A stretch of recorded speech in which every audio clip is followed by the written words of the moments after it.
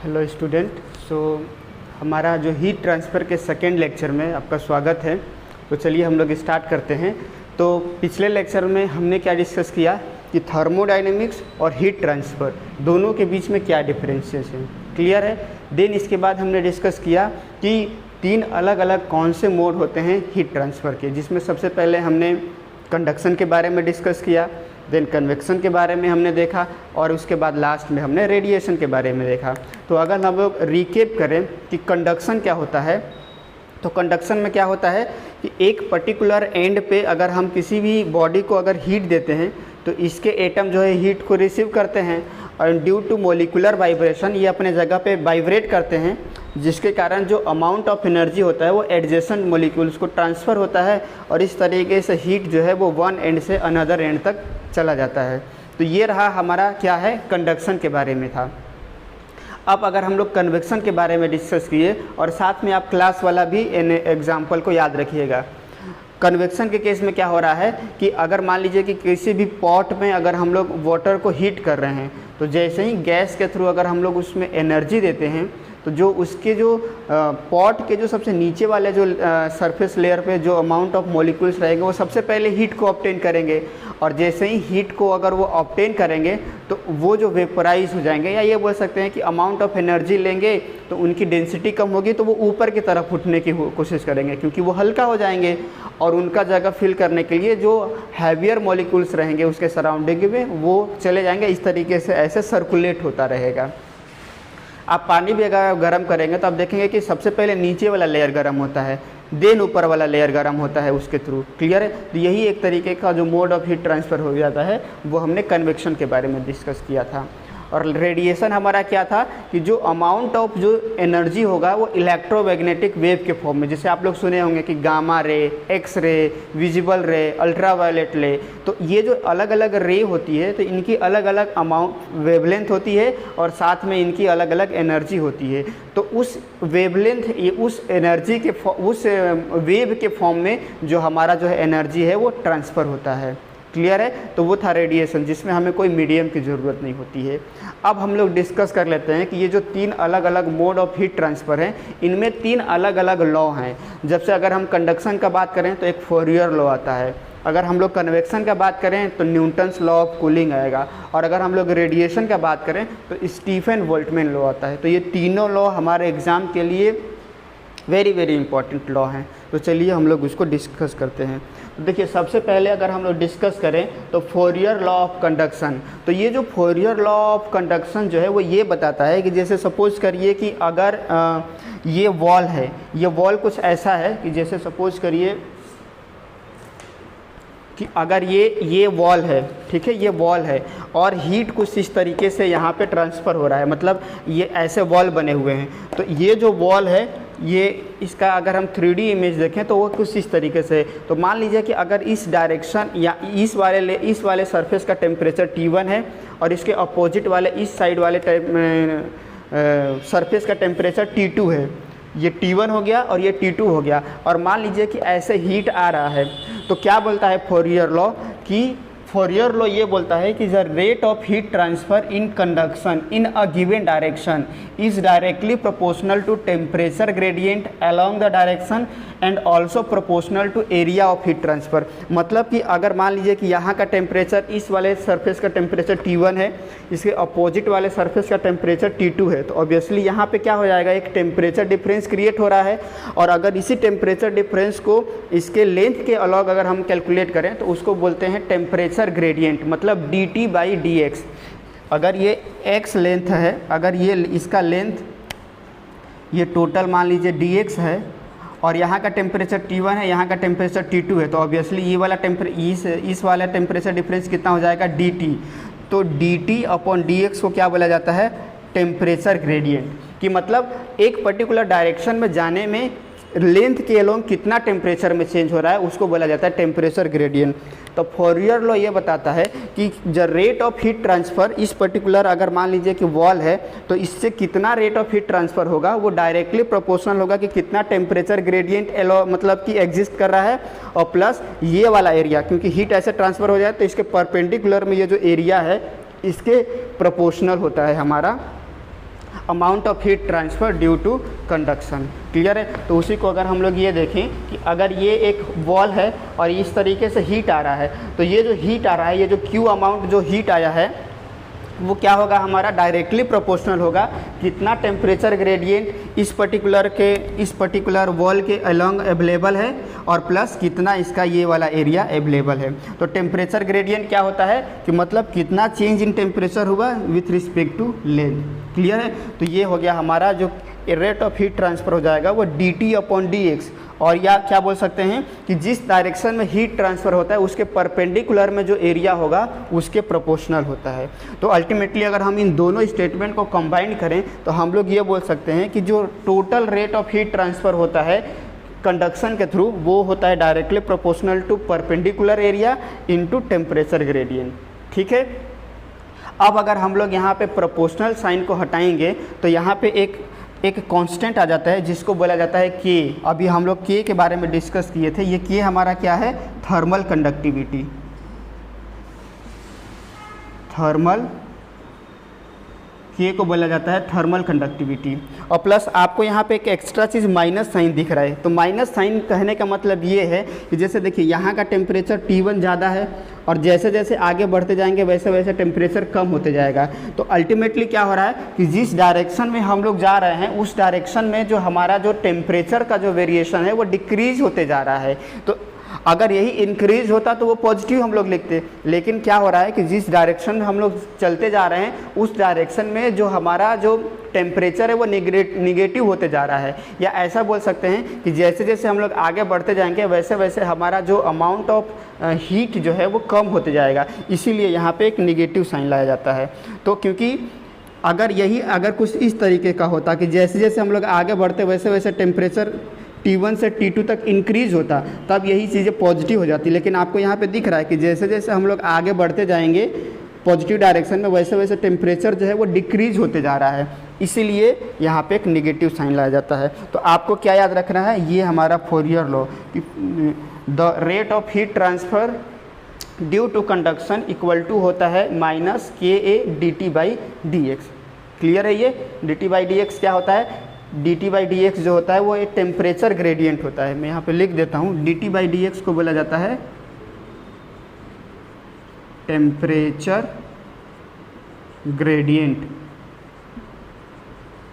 और ये जो A है वो क्या है, area perpendicular to heat transfer. Clear है। और K तो आपको पता ही है थर्मल कंडक्टिविटी, और Q क्या है हमारा, हीट ट्रांसफ़र।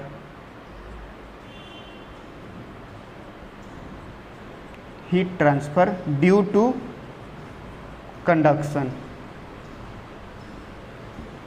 क्लियर है। तो यहाँ तक हमारा फोरियर लॉ हो गया, जिसमें हमने क्या देखा कि फोरियर लॉ में क्या होता है, ये फॉर्मूला इंपॉर्टेंट है कि जो रेट ऑफ हीट ट्रांसफ़र होता है, मतलब कि अगर ये एक वॉल है, इस वॉल में टोटल कितना अमाउंट ऑफ हीट ट्रांसफ़र होगा कंडक्शन के द्वारा, उसको हम लोग फोरियर लॉ से निकालेंगे। और वो फोरियर लॉ हमें क्या फॉर्मूला देगा कि अगर आपका ये वाला, क्योंकि हीट ऐसे ट्रांसफ़र होगा तो ये परपेंडिकुलर एरिया होगा, तो ये जो हीट ट्रांसफ़र होगा इस परपेंडिकुलर एरिया के प्रोपोर्शनल होगा और प्लस जितना टेम्परेचर ग्रेडियंट इसके अलोंग एग्जिस्ट करेगा उसके प्रोपोर्शनल होगा। तो अल्टीमेटली जब हम इसको सॉल्व करेंगे तो हमारा फॉर्मूला आ जाएगा Qx equal to minus KA/dT/dx। और इसी के बेसिस पे अगर अभी हम लोग आगे फर्दर और अभी देखेंगे जस्ट इसको कंप्लीट करने के बाद कि कैसे इससे हम लोग न्यूमेरिकल सॉल्व करते हैं।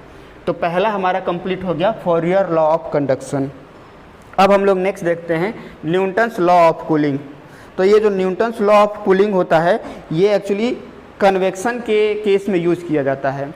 अब ये जो न्यूटन्स लॉ ऑफ कूलिंग ये बोलता है कि किसी भी सरफेस में कन्वेक्शन के कारण जो अमाउंट ऑफ हीट ट्रांसफ़र होगा वो उसके सरफेस एरिया के प्रोपोर्शनल होता है, और प्लस जो टेम्परेचर डिफरेंस एग्जिस्ट कर रहा है सॉलिड सरफेस और उसके सराउंडिंग फ्लूइड के बीच में उसके टेम्परेचर डिफरेंस के प्रोपोर्शनल होता है। ठीक है। तो वही यहाँ पे लिखा हुआ है the rate of heat transfer due to convection, due to convection, इसको ऐड कर लीजिएगा, is directly proportional to surface area. मतलब मान लीजिए कि अगर मान लीजिए यहाँ पे एक प्लेट है, ये हॉट प्लेट है, क्लियर है, और इसके सराउंडिंग में एयर है, तो ये जो इससे जितना भी अमाउंट ऑफ हीट ट्रांसफ़र होगा कन्वेक्शन के थ्रू, वो क्या हो जाएगा कि इसका टोटल सरफेस एरिया, ये वाला एरिया, ये वाला एरिया, ये वाला एरिया, ये वाला एरिया, जितना ज़्यादा एयर के साथ एक्सपोज होगा वो पूरे को सरफेस एरिया बोलेंगे, उसके प्रोपोर्शनल होगा। जैसे बोलते हैं ना कि अगर मान लीजिए चाय है, चाय को अगर हमको ठंडा करना है तो उसमें क्या करना पड़ेगा कि एक गिलास में आप लीजिए और उसी को एक बड़े से प्लेट में कर दीजिए, तो ऑब्वियसली चाय किस में ठंडा हो जाएगा? बड़े वाले प्लेट में। क्यों बड़े वाले प्लेट में ज़्यादा जल्दी ठंडा होगा? क्योंकि उसका सरफेस एरिया जो है वो इंक्रीज हो जाएगा। जबकि अगर वही आप ग्लास में रखेंगे तो सरफेस एरिया छोटा सा रहेगा, प्लेट में सरफेस एरिया बढ़ जाएगा। तो सरफेस एरिया बढ़ गया मतलब रेट ऑफ हीट ट्रांसफ़र भी बढ़ जाएगा। तो वैसे ही यहाँ पे बोलने की कोशिश कर रहे हैं कि the rate of heat transfer due to convection. अब कन्वेक्शन में हो रहा है तो वो क्या हो जाएगा? Directly proportional to surface area और plus temperature difference between surface and surrounding fluid, और प्लस अगर मान लीजिए चाय का टेम्परेचर बहुत ज़्यादा है, मतलब जैसे चाय जब एकदम गर्म रहेगा तो अब उसमें हीट ट्रांसफ़र बहुत तेज़ी से होगा, और जैसे जैसे वो ठंडा होते जाएगा वैसे वैसे आप देखिएगा कि अमाउंट ऑफ हीट ट्रांसफ़र जो है वो कम होते जाता है। मतलब जितना ज़्यादा टेम्परेचर डिफरेंस एग्जिस्ट करेगा उतना ज़्यादा रेट ऑफ हीट ट्रांसफ़र होगा, और जितना ज़्यादा सरफेस एरिया होगा उतना ज़्यादा हीट ट्रांसफ़र होगा कन्वेक्शन के थ्रू। तो अल्टीमेटली अगर हम इसको फॉर्मूले के फॉर्म में लिखें तो जो Q यहाँ पे क्या है? ये कंडक्शन के द्वारा था, यहाँ पे मैं कन्वेक्शन लिख देता हूँ। Q convection, Q convection is directly proportional to surface area, ये हो गया हमारा surface area plus temperature difference between surface and surrounding. तो जब यहाँ पे हम लोग प्रोपोर्शनल साइन हटाएंगे तो एक नया कांस्टेंट आ जाता है जिसको कि हम लोग H से डिनोट करते हैं, और ये होता है कन्वेक्टिव हीट ट्रांसफ़र कोफिशिएंट।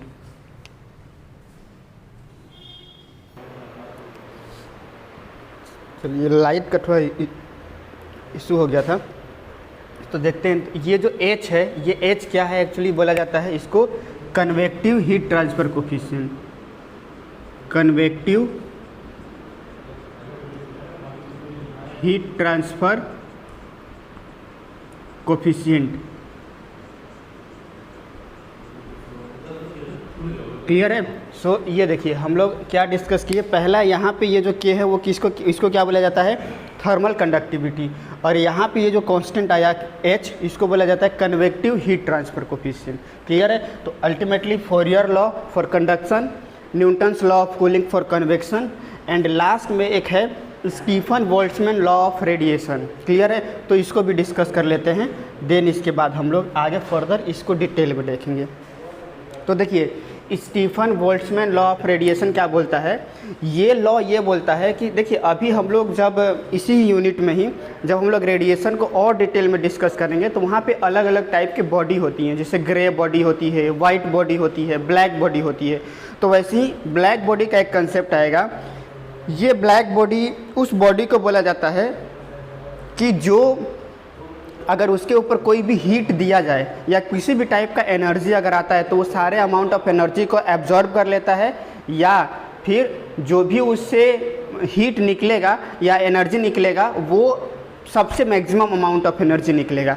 अभी ये क्लियर नहीं होगा, इसलिए अभी जब हम लोग हमारा जो नेक्स्ट क्लास मतलब जब हम लोग रेडिएशन पे अभी पहुँचेंगे धीरे धीरे, तब वहाँ पे हमारा क्लियर हो जाएगा। बस ये याद रखिए कि एक ब्लैक बॉडी होता है रेडिएशन में। इस केस में क्या होता है? ये पर्टिकुलर लॉ उसी बॉडी के ऊपर ही वैलिड होता है। तो ये लॉ ये बोलता है कि the radiation energy emitted from the surface of black body per unit time per unit area is directly proportional to 4th power of the absolute temperature.